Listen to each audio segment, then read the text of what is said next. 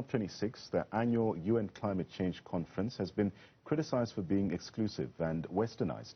This week, South African climate activist Raeesah Noor-Mahomed made sure marginalized voices were heard. This as the conference reaches a halfway mark. Many long-time environmental advocates are projecting a sense of optimism. Now, they say governments and corporations have made significant pledges this week that will move the world closer to staving off a climate catastrophe. However, youth climate activists, including Raeesha, have called COP26 the most exclusive UN climate summit ever. She joins us now to tell us a bit more. Raeesha, a pleasure to have you on the program this morning. Now, the COP26 annual UN Climate Change Conference aims to bring together global leaders as well as activists to find solutions. But it has also been criticized for being very exclusive and also westernized. Talk us through this.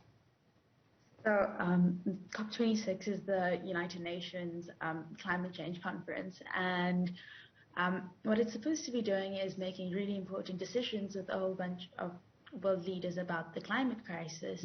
But the climate crisis is going to affect marginalized people the most, and this is mostly people that live in the global south.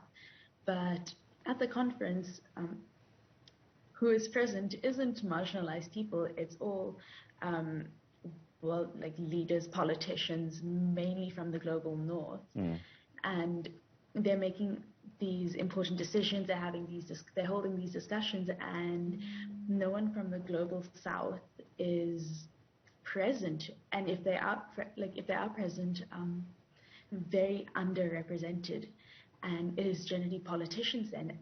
And how can important decisions be made that affect marginalized people if marginalized people aren't actually there? And even me, I've got a badge for COP. I can't even access these discussions, and it's so difficult to get a badge in the first place, and it's difficult to get funding to get there. And so people from the global south are excluded in that way, and then even the few of us that do get there aren't able to even witness these discussions, never mind participate in them. But let's speak a bit about your participation. You've done something quite important by ensuring that marginalized voices are not being ignored. What have you done in this regard? Well, there was a protest on Monday, a Fridays for Future protest. So this was obviously with Greta Thunberg, but this protest was specifically to highlight voices from the global south. It was for marginalized people, and it was mainly marginalized people speaking. There was a press conference afterwards. It went into the night, and it was all marginalized people. It was all people from the global south. But media was only focused on Greta, and I witnessed it myself. I saw how they crowded around her. I heard the cameras click only when Greta was speaking. And at the press conference, when the people on the stage speaking, marginalized people, when Greta came, I saw the cameras turn.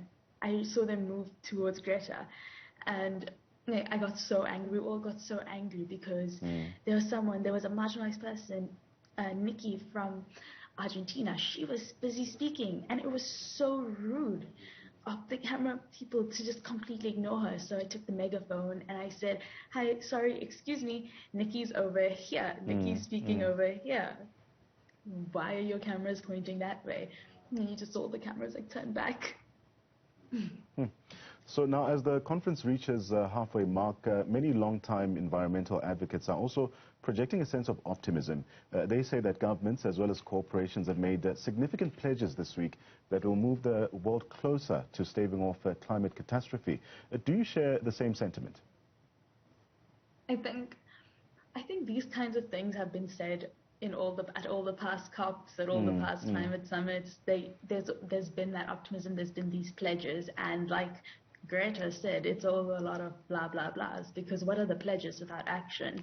And there has been a massive pledge, I think, by Germany, like giving South Africa a lot of money. I think like a few €100 million to transition. But we also know how corrupt our government is, and we all wonder how much of that money is actually going to go where it's supposed to go. And so all these pledges and all these talks, which I haven't even been able to witness, which most young people haven't been able to witness, all these pledges mean nothing without actual action. Right. That was climate change activist Raeesah Noor-Mahomed speaking to us there about her participation at COP26, or the lack thereof, saying that she hasn't been able to participate in many of the sittings happening there.